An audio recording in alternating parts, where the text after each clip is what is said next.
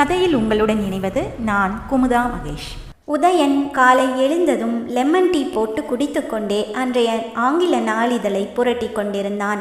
அவன் கண்கள் நாளிதழில் இருந்தாலும் மனமோ நாளை உனக்கு பெண் பார்க்க போகிறோம், காலையில் சீக்கிரமாக வந்துவிடு என்று நேற்று அவனுடைய அத்தை ஃபோன் செய்ததை பற்றித்தான் யோசித்து கொண்டிருந்தது.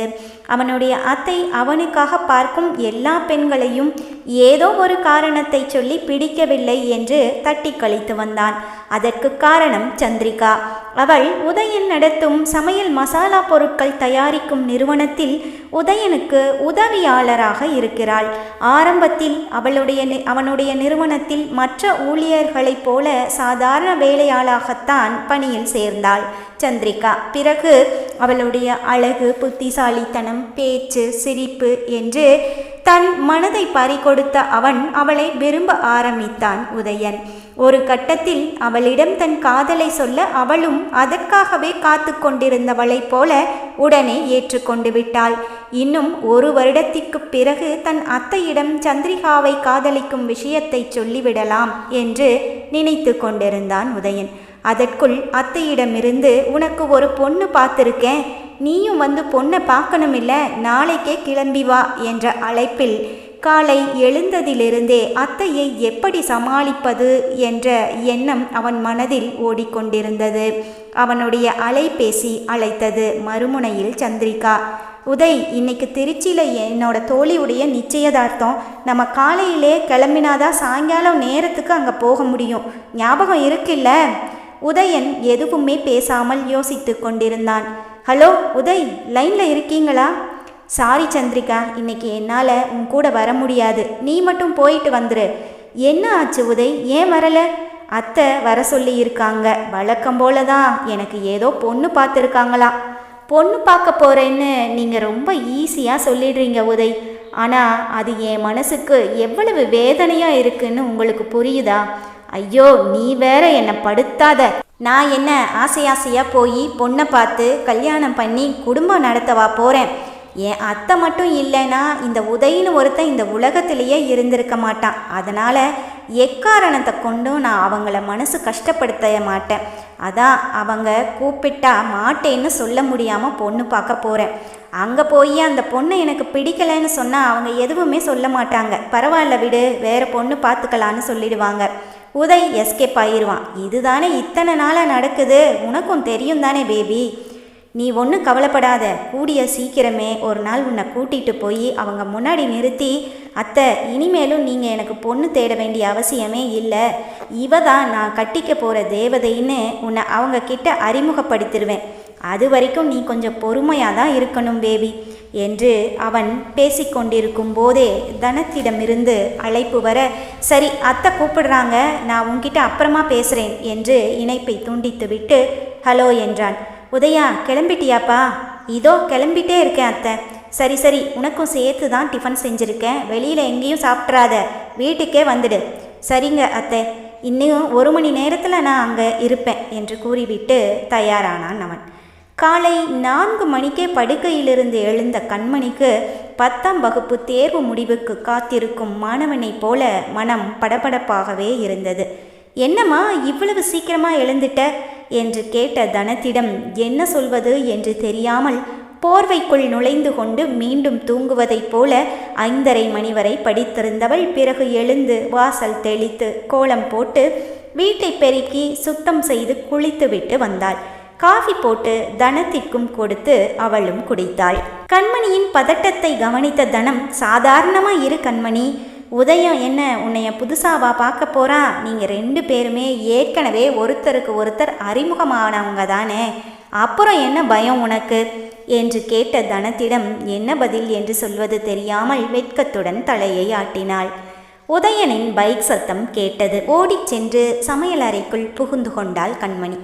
அப்போது கையில் ஒரு அழகிய பட்டுப்புடவையுடன் வந்த தனம், இந்தாம்மா போய் இந்த புடவையை கட்டிக்கிட்டு வா என்றார். அம்மா, இது ரொம்ப விலையுயர்ந்த புடவை மாதிரி தெரியுதே. ஆமாம், இது உதயனுடைய அம்மாவோட சேலை, இதை நீ கட்டிக்கிட்டா உனக்கு அவங்க ஆசீர்வாதம் பரிபூரணமாக கிடைக்கும். அந்த புடவையை கையில் வாங்கிய கண்மணி மெதுவாக தன் கைகளால் அந்த புடவையை வருடினாள். அந்த ஸ்பரிசம் அவளுக்கு பிடித்திருந்தது. போய் புடவையை கட்டிக்கொண்டு வந்தாள். தனம் தான் கையில் வைத்திருந்த மல்லிகை பூவை கண்மணியின் தலையில் வைத்துவிட்டு அவளுக்கு திருஷ்டி எடுத்தார். கண்மணி, ஏன் கண்ணே பட்டுடும் போல இருக்கு, நீ அவ்வளவு அழகா இருக்க என்றார் தனம். தன் கையில் ஆள்காட்டி விரலில் பைக் சாவியை வைத்து அதை சுத்தி கொண்டே உள்ளே வந்த உதயன், என்ன அத்தை, பொண்ணு பார்க்க இன்னைக்கு எந்த ஊருக்கு போக போகிறோம் என்று கேட்டுக்கொண்டே சிரித்தபடியே உள்ளே வந்தான். என்னடா இவ்வளவு லேட்டாக வர்ற, மணி 10 ஆச்சு. உனக்கு பிடிச்ச குழிப்பணியாரமும் தக்காளி சட்னியும் இருக்கு, முதல்ல போய் நீ சாப்பிடு, மற்றதையெல்லாம் அப்புறமா பேசிக்கலாம். உதயன் சாப்பிட்டு முடித்தான். தனம் அவனுக்கு பக்கத்திலிருந்து பரிமாறினார். என்ன அத்தை, என்ன வர சொல்லிட்டு நீங்கள் இன்னும் கிளம்பாமல் இருக்கீங்க? அப்போது இன்னைக்கு பொண்ணு பார்க்குற ப்ரோக்ராம் கேன்சலா என்று மிகவும் ஆர்வமாக கேட்டான். பொண்ணு பார்க்க நம்ம வெளியே எங்கேயும் போக போகிறதில்ல, நம்ம வீட்டில் வச்சு தான் பொண்ணை பார்க்க போகிறோம். ஓ, அவங்களே இங்கே வரப்போகிறாங்களா? ரொம்ப நல்லதாக போச்சு. இந்த மாதிரி எல்லா பக்கமும் பையன் பொண்ணு பார்க்க போகிறதுக்கு பதிலாக பொண்ணே பையனை பார்க்க வந்தால் நல்லா தான் இருக்கும். பசங்களுக்கு இந்த வெயிலில் டிராஃபிக்கில் அலைச்சல் மிச்சம் என்று சிரித்தான். எல்லாமே உனக்கு விளையாட்டு தான்டா, கொஞ்சம் உன் விளையாட்டு எல்லாம் மூட்டை கட்டி வச்சுட்டு நான் சொல்கிறத கேளு. சரி, இப்போ என்ன குடிக்கிற, காஃபியா டீயா? எனிதிங் என்றான் அவன் தன் தோள்களை குலுக்கியபடியே. கண்மணி, உதயனுக்கு காஃபி போட்டு எடுத்துட்டு வாமா என்றார் தனம். உடனே உதயன் ஸ்ட்ராங்கா, சக்கரை கம்மியா என்று குரல் கொடுத்தான். 2 கப் காப்பியோடு பட்டுச்சேலை தளதளக்க வந்து நின்றாள் கண்மணி. இருவருக்கும் காஃபியை கொடுத்தாள். உதய், இந்த பொண்ணு கண்மணி. தெரியும் அத்தை, வீட்டு வேலைக்கு உங்களுக்கு ஒத்தாசையாக இருக்கணுமேனு இவங்களை இங்கே வேலைக்கு சேர்த்துருக்கீங்க, அதானே என்றான் கண்மணியை ஏறெடுத்தும் பார்க்காமல். வீட்டு வேலைக்காரி என்று அவன் சொல்லாமல் சொன்னதும் கண்மணியின் மனதிற்குள் முள் குத்தியதைப் போல இருந்தது. அங்கிருந்து செல்ல முற்பட்டவளை தனத்தின் குரல் தடுத்து நிறுத்தியது. இங்கேயே இருமா, நீ எங்கே போற? கையில் காஃபி கொண்டு வந்த ட்ரேவை வைத்து கொண்டு தலையை குனிந்தவாறே நின்றிருந்தாள் கண்மணி.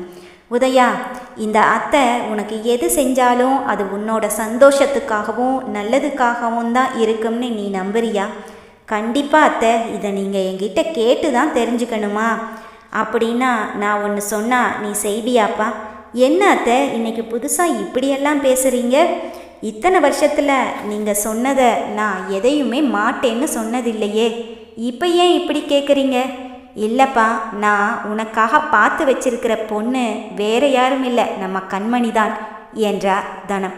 வாட் என்று தன் முகத்தில் அதிர்ச்சியை காட்டியபடி எழுந்து நின்று விட்டான் உதயன்.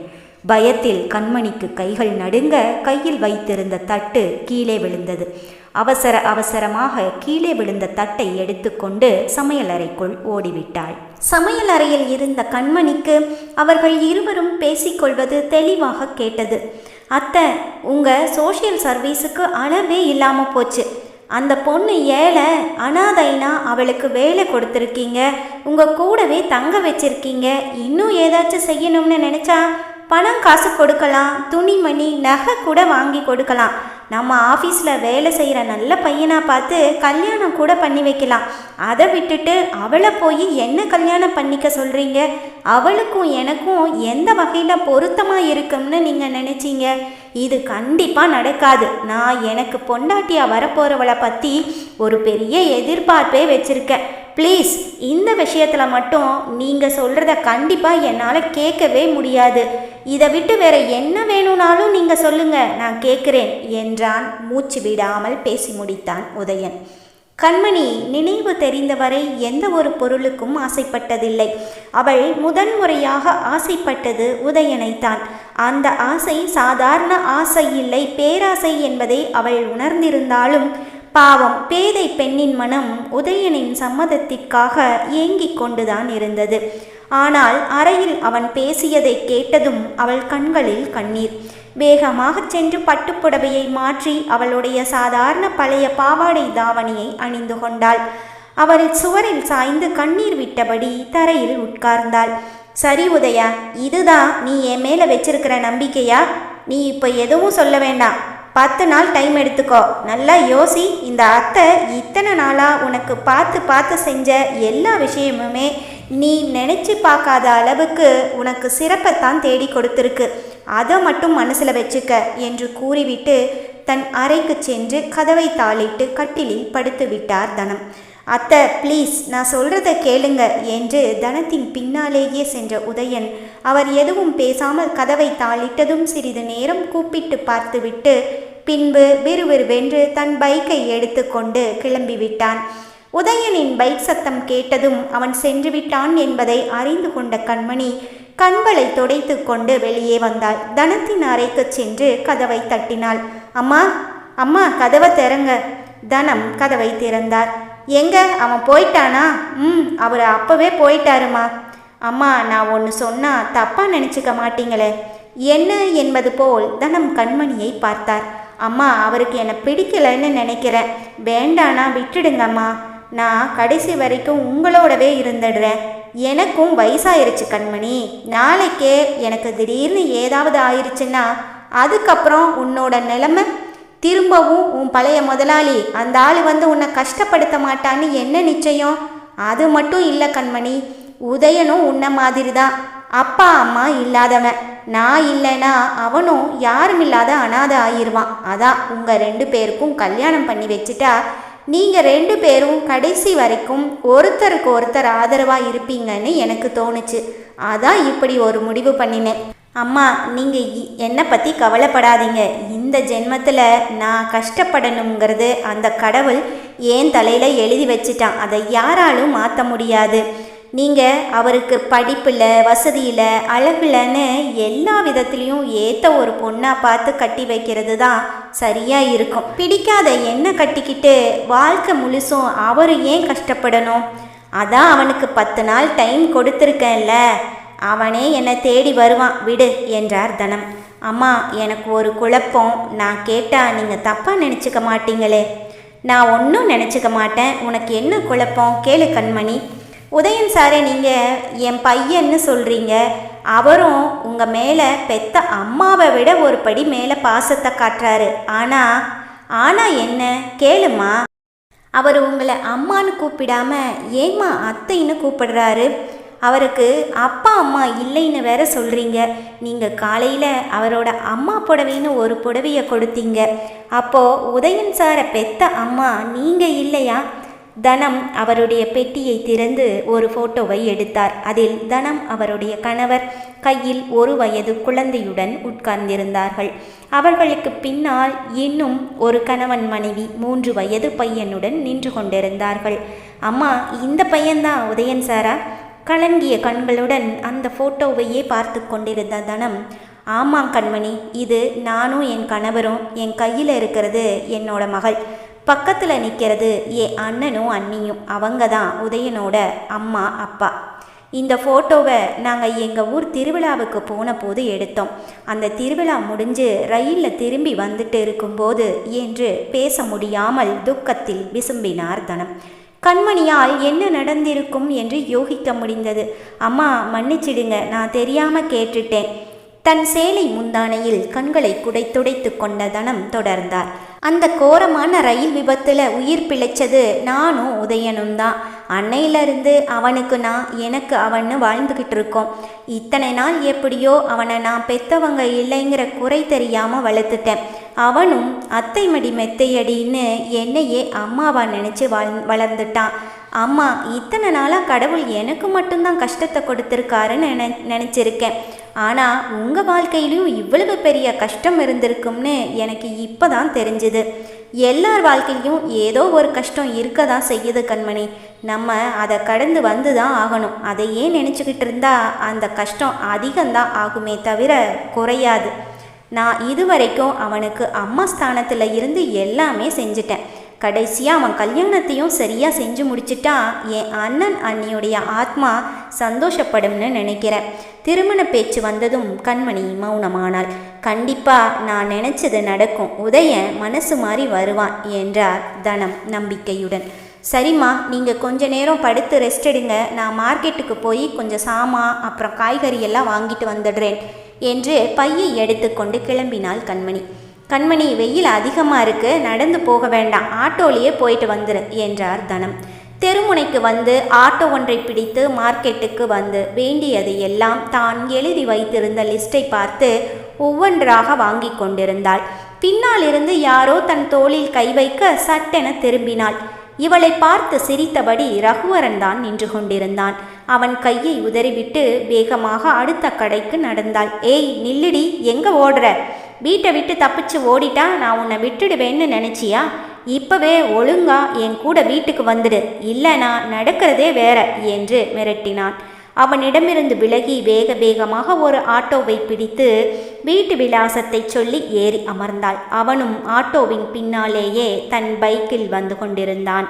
வீடு வந்ததும் ஆட்டோவிற்கு பணத்தை கொடுத்துவிட்டு சில்லறை இல்லை என்ற ஓட்டுநரிடம் மீதியை நீங்களே வச்சுக்கங்க அண்ணன் என்று சொல்லிவிட்டு வேக வேகமாக கேட்டை திறந்து வீட்டிற்குள் ஓடினாள். போன சிறிது நேரத்திலேயே வேர்க்க விறுவிறுக்க ஓடி வரும் கண்மணியை பார்த்ததும் தனம், என்னம்மா போன வேகத்திலேயே வந்துட்ட, ஏன் முகமெல்லாம் வேர்த்து போயிருக்கு, நடந்தே போய் நடந்தே வந்தியா என்று கேட்டு முடிப்பதற்குள், கண்மணி, ஏய் கண்மணி, ஒழுங்கா வெளியில வா, இல்லைனா நான் உள்ள வந்துடுவேன் என்று வெளியே நின்று கத்திக் கொண்டிருந்தான் ரகுவரன். கண்மணி பயத்தில் ஓடி வந்து தனத்தின் பின்னால் நின்று கொண்டாள். தனத்திற்கு விஷயம் புரிந்துவிட்டது. ஓ, இவன்தான் உன்னோட பழைய முதலாளியா என்று கேட்டுக்கொண்டே, நீ இங்கேயே இரு, நான் போய் பார்க்கிறேன் என்றார் தனம். கண்மணி பயத்தில் நின்றிருக்க தனம் கோபமாய் வெளியே சென்றார். யாருப்பா நீ? எதுக்கு என் வீட்டு வாசல்ல வந்து நின்று கத்திக்கிட்டு இருக்க? இப்போ உள்ளே வந்துச்சே அந்த பொண்ணு, என் வீட்டு வேலைக்காரி, அந்த பொண்ணை என் கூட அனுப்பி வைங்க. அவள் இனிமே அங்கே உன் வீட்டுக்கு வரமாட்டா, நீ வேலைக்கு வேற ஆளை பார்த்துக்க. அதை சொல்கிறதுக்கு நீங்கள் யாருமா? நான் அவளை 1,00,000 ரூபாய் கொடுத்து வேலைக்கு கூட்டிகிட்டு வந்திருக்கேன். இவ அங்கேருந்து ஓடி வந்துட்டான், நான் அப்படியே விட்டுடுவேனா? நீ 1,00,000 கொடுத்து வாங்க, அவள் என்ன மாடா மனுஷியா? ஒழுங்கா இங்கேருந்து போயிடு என்றார். அதற்குள் சத்தம் கேட்டு அங்கு வந்த பக்கத்து வீட்டு மாணிக்கம் தாத்தா ரகுவரனை போய்விடும்படி கேட்டு பார்த்துவிட்டு ரகுவரனின் மிரட்டும் தோனியை பார்த்ததும் தன் போனை எடுத்து உதயனுக்கு விஷயத்தை சொல்ல, அப்படியா, நான் உடனே வரேன் என்று ஆஃபீஸிலிருந்து உடனே பைக்கை எடுத்துக்கொண்டு கிளம்பி வந்தான் உதயன். நீங்களே அவளை அனுப்புறீங்களா, இல்லை நானே உள்ளே போய் அவளை கூட்டிகிட்டு போகட்டுமா என்று ரகுவரன் கத்த, என்ன மீறி நீ எப்படி உள்ளே போவேன்னு நானும் பார்க்குறேன் என்று தன் சேலையை வரிந்து கட்டி கொண்டு கதவின் முன்னால் தன் இரு கைகளையும் விரித்து நின்று கொண்டார் தனம். ரகுவரன் கதவை திறக்க முயற்சிக்க தனம் விடாமல் தடுக்க, ஒரு கட்டத்தில் தனத்தை வயதானவர் என்றும் பார்க்காமல் ரகுவரன் பிடித்து தள்ள சரியாக உதயன் அங்கு வந்து அத்தை என்று தாங்கி பிடித்தான்.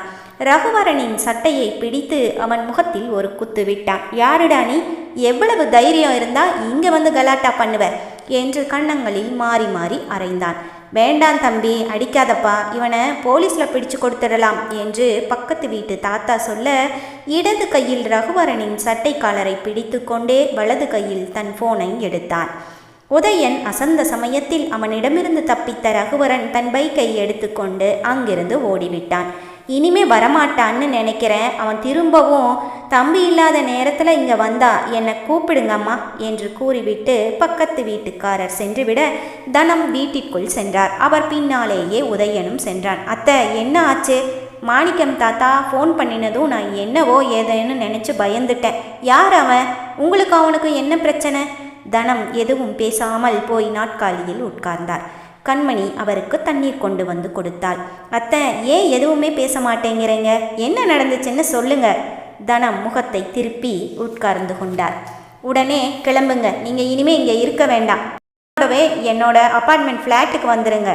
இங்கே உங்களை இப்படியே விட்டுட்டு போக முடியாது. அப்படியே விட்டுட்டு போனாலும் என்னால் அங்கே போய் நிம்மதியாக இருக்கவே முடியாது. அவன் தள்ளிவிட்டதில் கீழே விழுந்து உங்களுக்கு ஏதாவது அடிபட்டிருந்தா? நல்ல வேலை, சரியான நேரத்தில் ஃபோன் பண்ணினதுக்கு மாணிக்கம் தாத்தாவுக்கு தான் நன்றி சொல்லணும் என்றான் அன்பு நிறைந்த கண்களோடு. இங்கே பாரு உதயா, உனக்கு இருக்கிற பிடிவாதம் எனக்கும் இருக்காதா? நான் உன் கூட உன்னோட ஃப்ளாட்டுக்கு வருவேன். அது இப்போ இல்லை, உன்னோட கல்யாணம் முடிஞ்சதுக்கு அப்புறம்தான். எனக்கு ஒன்றும் ஆகாது, நீ போய் உன்னோட வேலையை பார் என்று கூறினார் தனம்.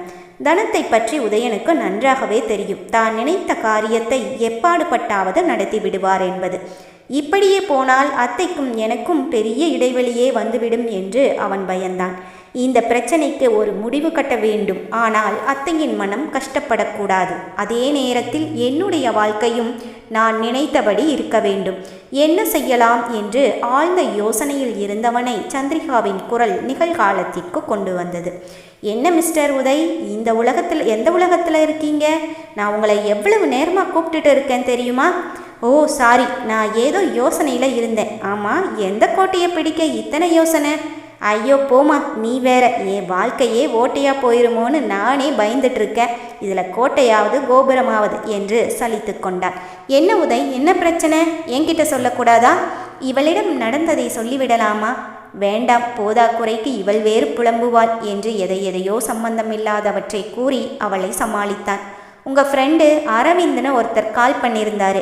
உங்களை மீட் பண்ண அப்பாயின்மெண்ட் கிடைக்குமான்னு கேட்டார். ஓ அரவிந்தா, அவனை நாளைக்கு காலையில் 10 மணிக்கு வர சொல்லிடு என்றான் உதயன். அடுத்த நாள் காலை 10 மணிக்கு மிடுக்கான உடையில் கம்பீரமாக நடந்து வந்த அந்த இளைஞன், hello madam, I am Aravind, உதயோட ஃப்ரெண்ட் என்று தன்னை அறிமுகப்படுத்தி கொண்டான். அந்த கணீர் குரலை கேட்டதும் நிமிர்ந்து பார்த்த சந்திரிகாவின் கண்கள் பிரகாசமடைந்தது. அவளால் அவள் கண்களை அவனிடமிருந்து நகர்த்த முடியவில்லை. பேரழகன், உதயனை விட உயரம், கட்டுமஸ்தான உடம்பு, கவர்ச்சியான கண்கள். யார் இவன்? ஹலோ மேடம், உங்ககிட்ட தான் பேசிட்டு இருக்கேன் என்றான் அவன். அதற்குள் அரவிந்த் தன் அறையிலிருந்தே கண்ணாடி வழியாக பார்த்த உதயன் எழுந்து வந்தான்.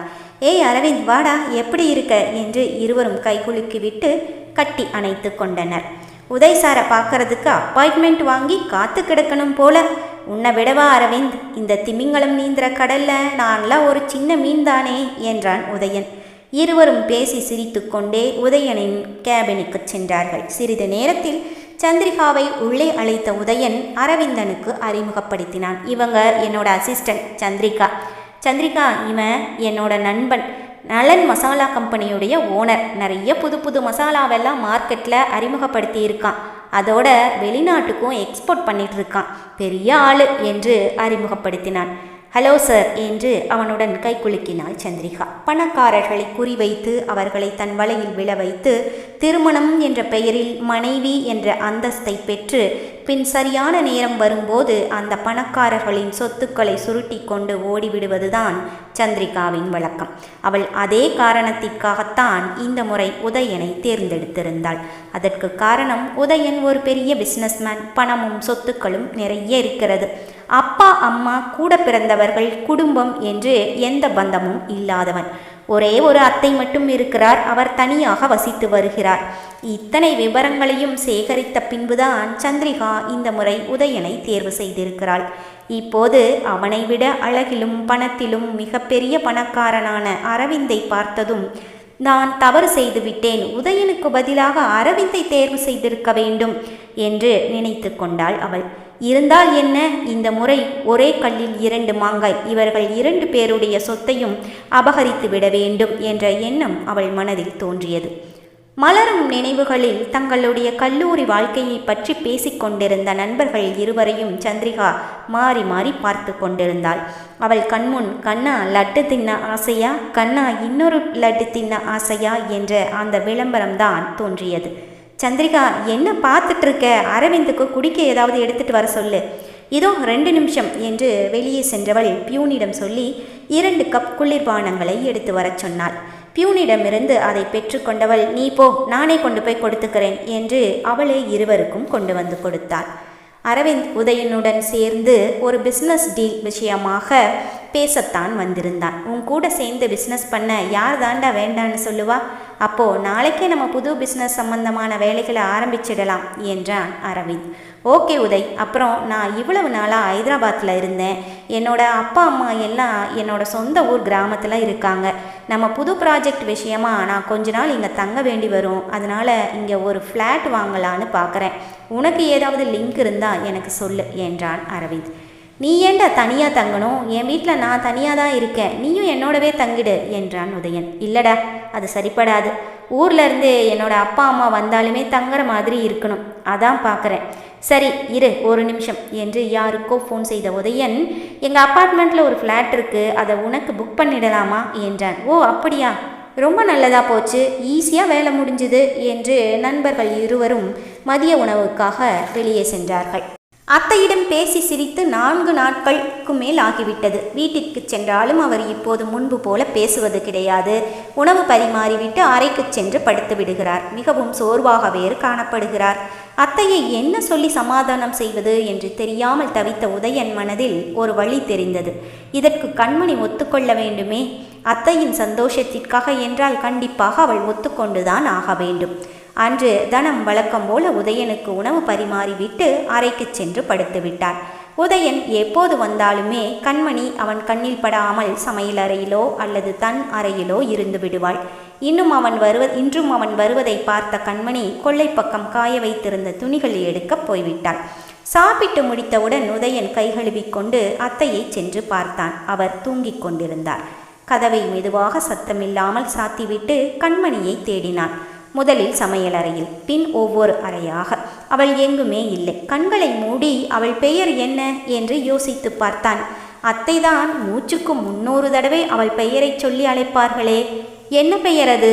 ஞாபகம் வந்துவிட்டது. கண்மணி. முதன்முறையாக உதயன் அந்த பெயரை வாய்க்குள் முணுத்தான். கண்மணி என்று மெதுவாக கூப்பிட்டான். பதில் இல்லை. இன்னும் சத்தமாக கூப்பிட்டான். கண்மணி, எங்க இருக்க என்று கூப்பிட்டு கொண்டே கொல்லை பக்கமாக வந்தான். கண்மணிக்கு அவன் கூப்பிடுவது காதில் விழுந்தது. யார் அது? அதுவும் ஒரு ஆணின் குரல். மீண்டும் ரகுவரன் வந்துவிட்டானோ என்ற பயத்தில் கண்மணி தோளில் காய்ந்த துணிகளை எடுத்து போட்டுக்கொண்டு பின்புற கதவின் வழியாக உள்ளே வர முயற்சிக்க, உதயன் அதே கதவு வழியாக கண்மணி என்று கூப்பிட்டு கொண்டே வெளியே வர இருவரும் மோதிக்கொண்டனர். மோதிய வேகத்தில் நிலை தடுமாறி கீழே விழப்போன கண்மணியை தாங்கி பிடித்தான் உதயன். நடந்தது கனவா நனவா என்று புரியவே கண்மணிக்கு சில வினாடிகள் பிடித்தது. மன்னிச்சிடுங்க, நீங்க வந்ததை நான் கவனிக்கல என்று அவன் கையில் இருந்து தன்னை விடுவித்து கொண்டாள். இவரா என்ன பெயர் சொல்லி அழைத்தது? கண்மணியால் நம்பவே முடியவில்லை. வீட்டிற்குள் செல்ல முயற்சித்தவளை அவனுடைய 2 கைகளையும் நீட்டி, ஒரு நிமிஷம், உன்கிட்ட நான் கொஞ்சம் பேசணும் என்றான். என்ன சொல்ல போகிறான்? உன்னை எனக்கு பிடிக்கவில்லை. நீ இந்த வீட்டிற்கு வந்ததால் தான் எனக்கும் என் அத்தைக்கும் மனஸ்தாபம். அதனால் நீ இந்த வீட்டை விட்டு போய்விடு என்று சொல்வானோ? பயத்தில் அவனையே பார்த்தவாறு நின்று கொண்டிருந்தாள் கண்மணி. நீ இன்னைக்கு சாயங்காலம் 5 மணிக்கு பக்கத்து ரோட்டில் இருக்கிற காஃபி ஷாப்புக்கு வந்துரு. என்னால் இங்கே எதுவும் பேச முடியாது. நீ வர்றது அத்தைக்கு தெரிய வேண்டாம் என்றான். சரி என்று தலையை ஆட்டினாள் கண்மணி. அவன் கிளம்பி விட்டான். ஹாலில் நின்று அவன் பைக் ஏறும் வரை அவனையே பார்த்து கொண்டிருந்தாள் கண்மணி. பைக்கை ஸ்டார்ட் செய்து ஏறி உட்கார்ந்தவன் மீண்டும் கண்மணியை பார்த்து, இன்னைக்கு சாயங்காலம் 5 மணி மறந்துடாத என்று சொல்லி சென்றான். அம்மாவிற்கு தெரியாமல் சாயங்காலம் தனியாக சந்தித்து அவன் வீட்டை விட்டு போய்விடு என்றால், எனக்கு வேறு போக்கிடமே இல்லை, என்னை போகச் சொல்லாதீங்க என்று அங்கேயே அவன் காலில் விழுந்து விட வேண்டும் என்று நினைத்து கொண்டாள் கண்மணி. அவளிடம் இருந்ததிலேயே நல்ல புடவையாக ஒன்றை எடுத்து கட்டி கொண்டு கிளம்பினாள். அம்மா, நான் கோயிலுக்கு போயிட்டு வரேன் என்று தனத்திடம் சொல்லிவிட்டு அதை பொய்யாக்காமல் முதலில் கோயிலுக்கு சென்று விட்டு பிறகு உதயன் சொன்ன காஃபி ஷாப்பில் சென்று காத்திருந்தாள். சரியாக 5 மணிக்கு உதயன் வந்தான். பைக்கில் அவனை உரசியவாறே அவன் தோளில் கை போட்டு கொண்டு சந்திரிகா உட்கார்ந்திருந்தாள். அவர்கள் இருவரையும் வைத்தகன் வாங்காமல் பார்த்து கொண்டிருந்தாள் கண்மணி. சந்திரிகா அவனிடம் சிரித்து பேசியபடி சிவப்பு நிற மெல்லிய சிஃபான் சேலையில் அவள் முன்னழகு தெரிய ஒற்றை மடிப்பில் கட்டியிருந்தாள். சந்திரிகா என்னதான் அழகு ஒப்பனை என்று செய்திருந்தாலும் கண்மணியின் இயற்கையான அழகிற்கு முன்னால் தோற்று போயிருந்தாள். கண்மணி என்று வெறும் பெயரை மட்டுமே கேட்டிருந்த சந்திரிகா கண்மணியின் அழகை பார்த்து அதிர்ந்து நின்றாள். ஒருவேளை உதயன் இவள் அழகில் மயங்கி விடுவானோ என்ற பயம் அவளுக்கு அந்த நொடியே வந்துவிட்டது. அவர்கள் இருவரும் பக்கத்தில் வந்ததும் கண்மணி எழுந்து நின்று கொண்டாள். சந்திரிகாவை பார்த்து, இவள் யார்? பைக்கில் உரிமையாக உட்கார்ந்து கூட வருகிறாளே.